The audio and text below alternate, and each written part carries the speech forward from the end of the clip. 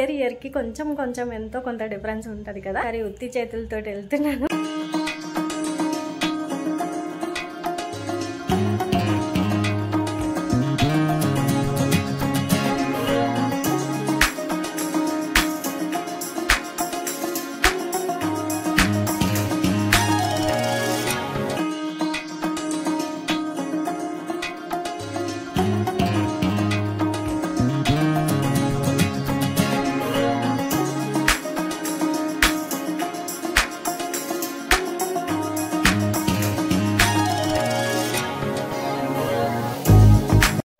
Hi hello, రోజు అమ్మవారి చీరసార అనమాట. సో అది నేను మీకు ఈరోజు చూపిస్తాను.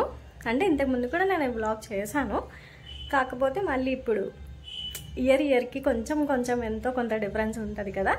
సో ఈ ఇయర్ ఎలా జరగబోతుంది అనేది నేను మీకు ఇందులో చూపిస్తానమాట. సో ఇప్పుడైతే మనం చెన్నకేశ్వర స్వామి టెంపుల్ దగ్గరికి అయితే వెళ్ళిపోదాం. సో అక్కడి నుంచి అమ్మవారికి చీరసార తీసుకుని ఏమంటారు అందరూ చౌడేమ్మ టెంపుల్కి అయితే వెళ్తారనమాట. సో ఎలా వెళ్తారు ఏంటనేది నేను మీకు ఈ వ్లాగ్లో చూపిస్తాను. దాంతోపాటు ఇంకో విషయం ఏంటి అని అంటే, ఈసారి అయితే మేమేమి చీరసార తీసుకెళ్ళట్లేదు, మీకు జస్ట్ అందరూ తీసుకెళ్ళేది మీకు వ్లాగ్ చేసి చూపిస్తానమాట. నేనైతే ఈసారి ఉత్తి చేతులతో వెళ్తున్నాను. సో నాకు తెలిసి నాకు గుర్తున్నంత వరకు ఇదే ఫస్ట్ టైం ఏమీ తీసుకోకుండా వెళ్ళటం. సో మీకైతే ఈ బ్లాగ్లో మీకు కంప్లీట్గా ఎలా తీసుకెళ్తారు ఏంటి అనేది మీకు చూపించడానికి అయితే నేను ట్రై చేస్తాను. సో మనం ఇప్పుడైతే చెన్నకేశ్వర స్వామి టెంపుల్ దగ్గరికి అయితే వెళ్ళిపోదాము. ఈ ప్రోగ్రామ్ బేసిక్ రూల్ ఏంటి అని అంటే, మనం చెన్నకేశ్వర స్వామి దేవాలయం నుంచి చౌడేశ్వరి అమ్మవారి దేవాలయం దాకా మనం తీసుకెళ్లిన సారీని మోసుకొని వెళ్ళడమే ఈ ప్రోగ్రామ్ యొక్క మెయిన్ రూల్.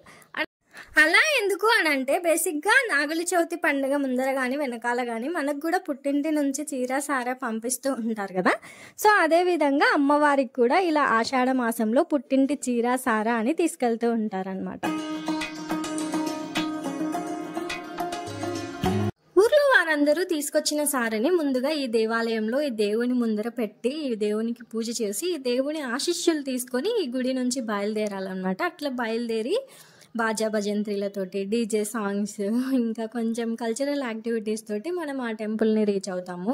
ఈ ఆలయాన్ని అమ్మవారి పుట్టింటిలాగా ఎందుకు అనుకోవాలి అని అంటే, ఈ ఆలయం చెన్నకేశ్వర స్వామి ఆలయం కదా. చెన్నకేశ్వర స్వామి అంటే విష్ణువు అవతారం కాబట్టి, అలాగే చౌడేశ్వరి అమ్మవారు అంటే పార్వతీ స్వరూపం. సో పార్వతీ అమ్మవారికి విష్ణువు అన్న అవుతారు కాబట్టి, ఆ విధంగా ఈ దేవాలయాన్ని మనం ఇప్పుడు పుట్టింటిలాగా భావించి ఇక్కడ నుంచి సారె మోసుకొని వెళ్ళాలన్నమాట. సో నేను లాస్ట్ టైం వ్లాగ్ చేసినప్పుడు కూడా ఇదే లైన్ చెప్పానమాట అందులో కూడా. సో అప్పుడు నన్ను కొంతమంది డౌట్ అడిగారు, ఏంటి అని అంటే చౌడేశ్వరి అమ్మవారు పార్వతీ స్వరూపం ఎట్లయితుంది అని. సో ఎట్లా అవుతుంది అని అంటే, సో మా ఊర్లో ఉన్న చౌడేశ్వరి అమ్మవారు కాశీలో ఉన్న విశాలాక్షి సాక్ష్యం కోసం అని వచ్చి మా ఊర్లో చౌడేశ్వరి అమ్మవారు లాగా వెలిసారనమాట. కాశీ విశాలాక్షి అన్న కూడా పార్వతీ స్వరూపమే కదా. సో అట్లా చౌడేశ్వరి అమ్మవారు అంటే పార్వతీ స్వరూపమే అవుతారు. ఈ ఒక్క ఈవెంట్లోనే కాదనమాట, మా ఊర్లో చౌడేశ్వరి అమ్మవారికి జరిగే ప్రతి ఈవెంట్లోనూ ఈ టెంపుల్ యొక్క ప్రాముఖ్యత చాలానే ఉంటుంది. నేను ఇంతకుముందు తిరునాళ్ళ సిరీస్ అంటే మా ఊర్లో జరిగే జాతర గురించి కూడా సిరీస్ చేశాను, ఒక 4-5 డేస్ది. సో దాంట్లో కూడా ఈ టెంపుల్ ప్రాధాన్యత ఎక్కువే ఉంటుంది. ఇంకా ఎవరైనా చూడని వాళ్ళు ఉంటే ఛానల్లోకి వెళ్ళి చూసేయండి మీకు ఇంట్రెస్ట్ ఉంటే గనక. ఇప్పుడు ఈ సారె విషయానికి వచ్చినట్లయితే, సారె అంటే ఏం లేదు, సౌభాగ్యానికి సంబంధించినది మనం ఏదైనా తీసుకెళ్ళచ్చు అనమాట. గాజులు, కుంకుమ, పసుపు, చీర, పండ్లు, పూలు, ఇంకా కొంతమంది చాలా వెరైటీగా తీసుకొచ్చారు. అవన్నీ ముందరు మీరు చూడొచ్చు.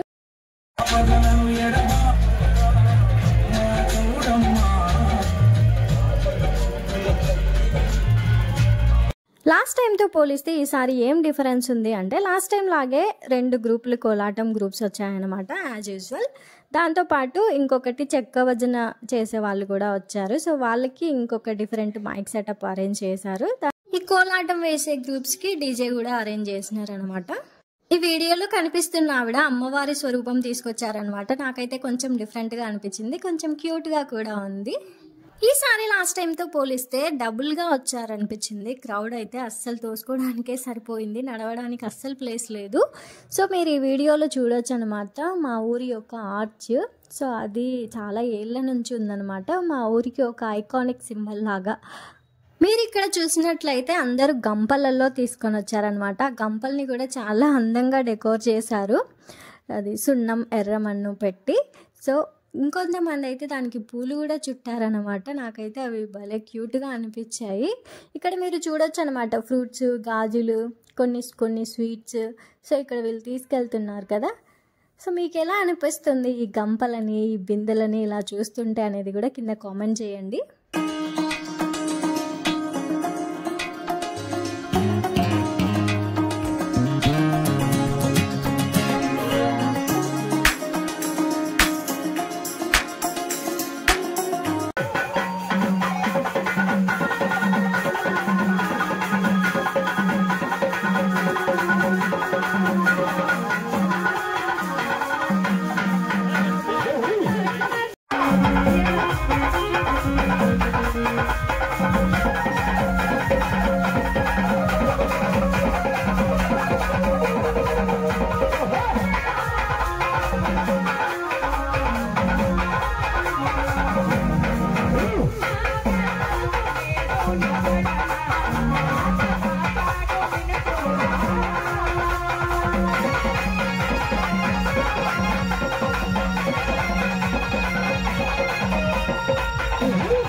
ఫంక్షన్కి మెయిన్ గెస్ట్ వచ్చేసి బీసీ జనార్దన్ గారి వైఫ్ అనమాట. అక్కడ మీరు చూడొచ్చు, ఈవిడ చీర ఎత్తుకొని నించున్నారు కదా, సో వారే.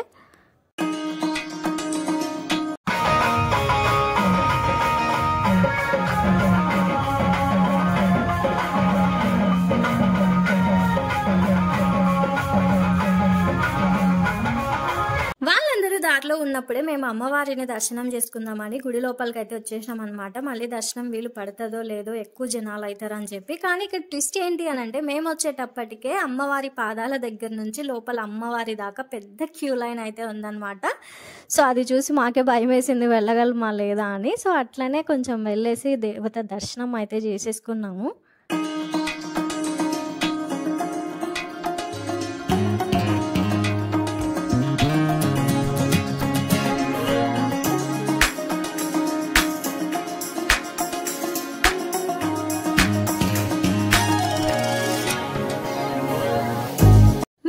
దర్శనం చేసేసుకొని ఇట్లా బయటికి వచ్చేసినామో లేదో, అమ్మవారి చీరసార తీసుకొస్తున్న వాళ్ళు కూడా వచ్చేసారనమాట.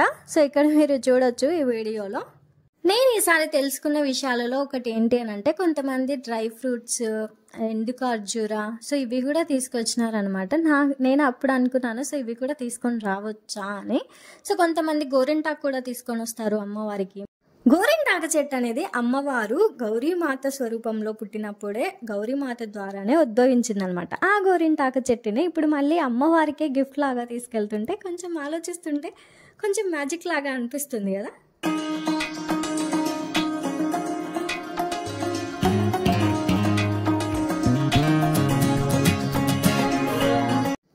సంబంధించి ఏ ఈవెంట్ జరిగినా సరే అమ్మవారి దేవాలయం దగ్గర ఫుడ్ అరేంజ్మెంట్స్ అయితే జరుగుతాయి అన్నమాట. అట్లనే ఇప్పుడు కూడా గుడి వెనకాల అందరికీ లంచ్ ఏర్పాట్లు అయితే చేశారు. సో గుడి వెనకాల కూడా చాలా మంది ఉన్నారన్నమాట.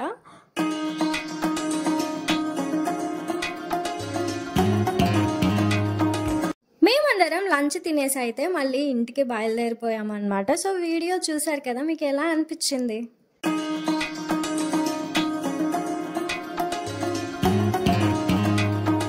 మీకు ఈ వీడియో ఖచ్చితంగా నచ్చిందని అనుకుంటున్నాను. సో చూసారు కదా మా ఊర్లో అమ్మవారికి చీరసార ప్రోగ్రామ్ ఎలా జరిగింది అని.